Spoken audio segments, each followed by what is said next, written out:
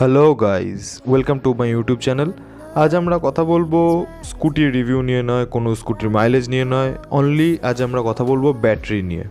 কারণ ব্যাটারিটা এখন মেন ইস্যু হয়ে দাঁড়িয়েছে। তার কারণ হলো এটাই যে একটা ইলেকট্রিক স্কুটির ব্যাটারি চার্জ হতে মিনিমাম 4 থেকে 8 ঘন্টা সময় লাগে।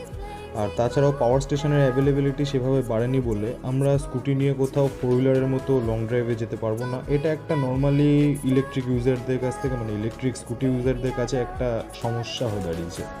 তো সেই সমস্যা সমাধানের জন্য হিরোর সাথে টাই আপ করতে চলেছে গোগ্রো।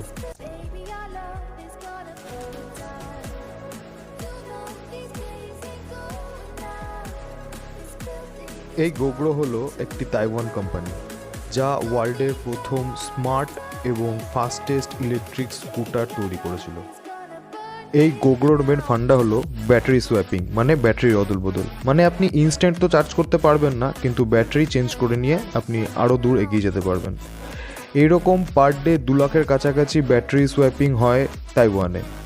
আর বর্তমানে এরকম 2080-র কাছাকাছি সোয়াপিং স্টেশন রয়েছে তাইওয়ানে। তো আমাদের ইন্ডিয়ান এই ইভি সেকশনটাকে আরও বেশি ইউনিক ও আপডেট করার জন্য গোগ্রো আর হিরো মিলে টাই আপ করে নতুন কিছু ইনভেন্ট করার চেষ্টা করছে। তো আশা করা যায় আগামী কয়েক বছরের মধ্যে আমরা এরকম সোয়াপিং স্টেশন দেখতে পাবো ইন্ডিয়াতে। আর এটাও আশা করা যায় যে হিরো গোগ্রোর ইলেকট্রিক স্কুটি ইন্ডিয়াতে লঞ্চ করতে চলেছে। আর যদি এটা ইন্ডিয়াতে লঞ্চ করে, এর ম্যাক্সিমাম স্পিড হবে 65 থেকে অ্যাভারেজ 85 কিলোমিটারের মধ্যে।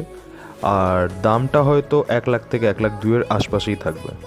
আর হিরোর এই টাই আপ ও ইউনিক চিন্তাভাবনাগুলো অন্যান্য ইভি সেকশনের গাড়িগুলোর ওপরও প্রভাব ফেলবে। আর সঙ্গে থাকুন নেক্সট কোনো আপডেটের জন্য। আর কমেন্ট সেকশনে জানান ভিডিওটি আপনার কেমন লাগলো, ইভেন ভিডিওতে আরও কী কী ইমপ্রুভ করা উচিত। তো tata, bye, go green, go electric.